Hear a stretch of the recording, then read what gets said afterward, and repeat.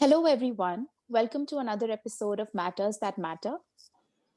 Dobar dan i dobrodošli u još jednu epizodu emisije Stvari koje su bitne.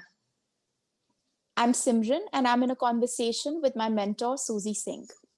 Ja sam Simran i danas ću razgovarati sa mojom mentoricom Suzy Singh. We also have today with us Kristina Jolovic joining us from Croatia. I danas sam ja ovdje Kristina Jelović iz Hrvatske. She will be translating today's episode for our Croatian audience. I prevodit ću današnju epizodu za hrvatsku publiku. Suzy, so we received a very interesting question from one of our viewers that I would like you to answer today. Suzy, dobili smo jedno vrlo zanimljivo pitanje od jednog našeg gledatelja. Htjeli bi da nam odgovorite na ovo pitanje danas. And the question is, does casual sex create karma? Pitanje je, stvara li neobavezni seks karmu? Every human experience is stored in the unconscious mind as a memory having certain sensorial associations. Svako ljudsko iskustvo pohranjeno je u podsvijesti kao sjećanje koje ima određene osjetilne asocijacije.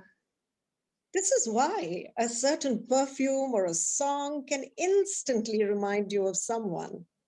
Zbog toga vas određeni parfem ili pjesma mogu trenutno podsjetiti na nekoga.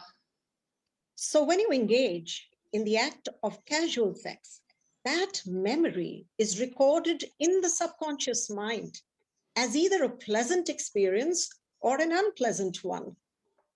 Tako, kada se upustite u neobavezni seks, to se sjećanje u vašoj podsvijesti bilježi kao ugodno ili kao neugodno iskustvo. If the memory is pleasant, it generates an attraction, an intense desire to repeat that experience. Ako je sjećanje ugodno, stvara se privlačnost i intenzivna želja za ponavljanjem iskustva. Each time you recall that experience, relive it over and over again in your memory, you strengthen it. Znači, svaki put kad se prisjećate tog iskustva, vi ga iznova proživljavate u svom sjećanju i na taj način ga jačate. If you try to resist the thought, it only becomes stronger because you have not developed the higher will that can quell that desire.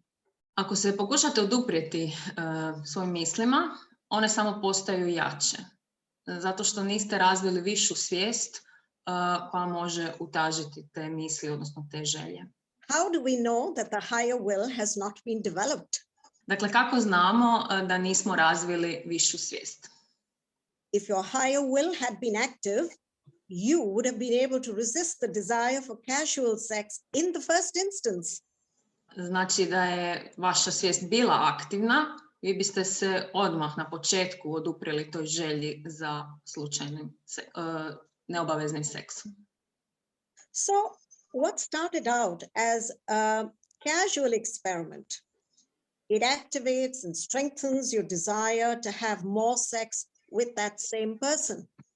Dakle, ono što je započelo kao nešto neobavezno, aktivira i jača vašu želju za još seksa sa tom nekom osobom. If you repeat the experience with him or her again, it is most likely to lead to attachment because every repetition of any thought or any action, it strengthens the habit and it creates the desire for more of that same thing if it is pleasurable. Ako ponovno ponovite to iskustvo sa njim ili sa njom, to će najvjerojatnije dovesti do privrženosti, jer svako ponavljanje neke misli ili akcije stvara u nama želju za još. And in the course of time, that attachment is going to lead to expectations in the relationship. I s vremenom doći će do vezivanja i na taj način će doći do očekivanja. When expectations are not fulfilled, anger begins to rise, and this can result in conflict with your partner.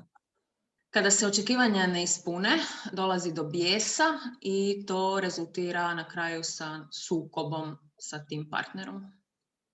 So what started out as an experiment in casual sex now results in the opening of a new karmic account with this individual. Dakle, ono što je započelo kao nešto slučajno, sada je dovelo do otvaranja jednog novog karmičkog računa između dvije osobe. Now let us assume that the experience of casual sex with this person was an unpleasant one. In that case, it will create a repulsion or a dislike because it's impossible to be neutral in such an intimate situation. So dispassion is not possible. A sada pretpostavimo da je to iskustvo bilo neugodno. U tom slučaju doće do nekakve odbojnosti jer mi ne možemo biti neutralni i nepristrani u takvim situacijama. So you may feel ashamed for meeting a person and having casual sex with him, becoming so vulnerable, baring yourself to a person who cared so little for you. Znači, možete onda osjećati sram zbog susreta sa tom osobom ili zbog neobaveznog seksa sa tom osobom. Možete se osjećati ranjivo jer ste bili sa nekim kome baš nije bilo toliko stalo do vas. And this could then lead to guilt, to self-shaming, and to a lot of negative self-judgment.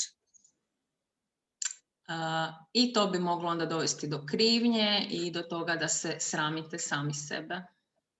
When you're upset or angry with yourself, you will unconsciously send out negative thoughts to the person because of whom you're feeling upset or angry. Kada ste uzrujani ili ljuti na samog sebe, vi ćete nesvjesno toj drugoj osobi slati negativne misli. And because those thoughts are negative, you will end up creating bad karma for yourself. I zbog toga što su to negativne misli, vi ćete u stvari stvoriti karmu, negativnu karmu za samog sebe. As feeling beings, it is impossible for us to have a sexual experience without experiencing some kind of positive or negative passion in the experience. Mi smo znači osjećajna bića i ne možemo imati nekako seksualno iskustvo bez da iskusimo strast u tome. Passion softens the psychic bodies of the two people involved in the sexual act. It merges their auras, causing free exchange of thought forms, of entities, of ideas. Strast omekšava naša psihička tijela, znači psihička tijela dvoje ljudi tijekom seksualnog čina. Njihove aure se stapaju i u tome tada u biti dolazi do nekakve razmjene misli između njih, ideja, entiteta i sličnog. It also creates a energetic connection or an energetic cord at the sacral or the sex chakra connecting these two individuals at a psychic level. I također se stvara energetska veza između dvoje ljudi na toj sakralnoj spolnoj čakri, drugoj čakri. Once this cord is created, even by merely thinking of the other person, that person can manipulate the sexual energy of that person through the means of fantasizing. Jednom kada se takva veza između dvoje ljudi stvori, može se čak i samim razmišljanjem o drugoj osobi manipulirati seksualnom energijom druge osobe. Znači samim maštanjem mi možemo manipulirati seksualnom energijom druge osobe. And it's only when these energetic cords are cut and the energetic release is allowed to happen that one can become free of this bond. Tek kada se ta energetska veza prekine i kada dođe do oslobađanja energije, čovjek se može osloboditi toga, osloboditi te energetske vezanosti. Now, sometimes it might happen after you've broken up or after you have disengaged with your one-night stand, you might find yourself still thinking about him and you might wonder why this is happening. It's probably because that other person is thinking about you. He may even be fantasizing about you. A možda se pitate zašto vi mislite na tu osobu ako je to bila nekakva veza bez obaveze. Pa to je zato jer ta osoba vrlo vjerojatno razmišlja i o vama i fantazira, mašta o vama. So it should be known that besides the physical risk of sexually transmitted diseases, any sexual relationship that is casual in nature also exposes you to the damages and the fear of developing psychic cords, deepening your unconscious desires. And sometimes there can be multiple cords at the sex chakra, at the heart chakra, at the solar plexus, or even the head. Stoga treba znati da osim fizičkih rizika od spolno prenosivih bolesti, svaki seksualni odnos rezultira i psihičkim vezivanjem i tim nesvjesnim željama, nesvjesnim vezivanjem, a ponekad može doći i do stvaranja više tih energetskih veza i to na raznim razinama, može biti na drugoj čakri, solarnom pleksusu, srčanom centru i drugim našim energetskim centrima. So these cords create this repeated pattern of overthinking about that partner with whom you had casual sex. It could lead to energy vampiring, where he or she could be stealing energy from you, and a connection whereby your desire to have more sex with that person and wanting to stay in the relationship with him or her increases. That will eventually lead to more karma. Ovakve veze znači stvaraju nam intenzivne misli, dolazi do takozvanog energetskog vampirizma i naša želja da ostanemo u tom odnosu ili da imamo samo seksualni odnos sa tom nekom osobom onda dovodi do stvaranja još veće karme. So, Suzy, as we know that physical urges can often be very persuasive and all-consuming and difficult to resist. Dakle, Suzy, znamo da se jako teško oduprijeti tim našim fizičkim željama, fizičkim potrebama. You also spoke in the beginning about higher will. How can one develop this higher will? Na početku ste spomenuli višu svijest. Kako mi možemo razviti višu svijest? That's an important question. Thanks for asking it.